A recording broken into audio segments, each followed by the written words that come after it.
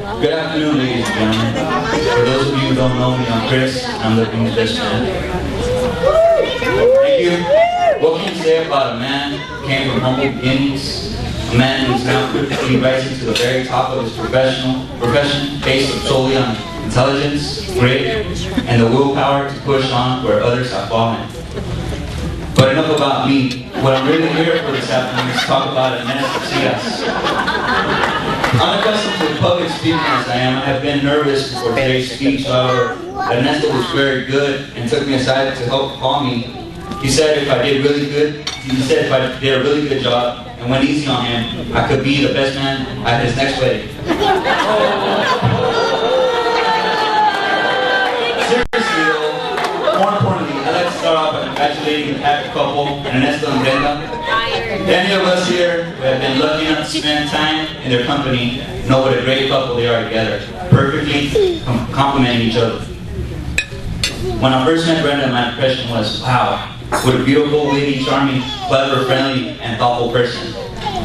But she ruined it is by agreeing to marry Ernesto. Speaking of Brenda, I would like to say how beautiful she looks today in that fantastic wedding dress. Okay. Ernesto truly is a lucky man today. Brenda is a wonderful girl, and she deserves a great husband. Thank God you married her before she had a chance to find one. Actually, while enjoying the service this afternoon, I couldn't help thinking that it's funny how history repeats itself. I mean, 20 years ago, Brenda's family was sending her to bed with a stuffed little Taco Bell dog. And there they are again today. Yo quiero Taco Bell. I'd also like to thank everyone on their behalf for coming, sharing, and witnessing their marriage day. So where do I start with Ernesto? Well, for starters, he's handsome, intelligent, he's charmed.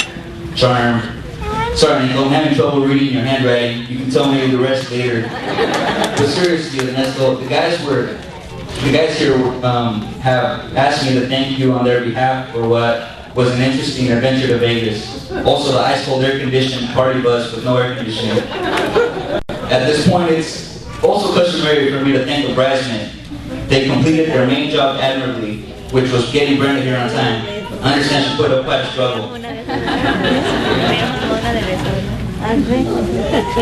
I have known Ernesto since '96 when we were stationed in New Orleans together. It was my first duty station and I did not know a lot of people. I remember his beat-up Honda with a $3,000 wrench.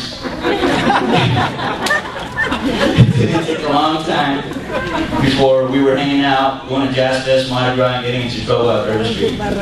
Ernesto has been very goal-oriented and artistic. He has always been very considerate of others and has proved to be a true friend throughout the years, and I acknowledge him as the brother that I never had.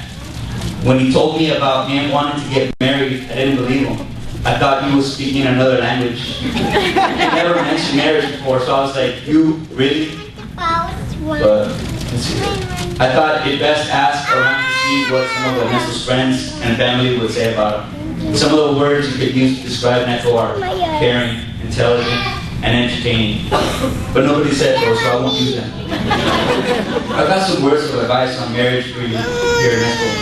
Rosetta, my wife, says I never listen, or something like that. But when Brenda talks to you, try to understand where she's coming from. She may have had a worse day than you, and all she wants in the world is for you to hear her out. Someone once said that marriage is a 50-50 partnership, but anyone who believes that clearly knows nothing about women or fractures.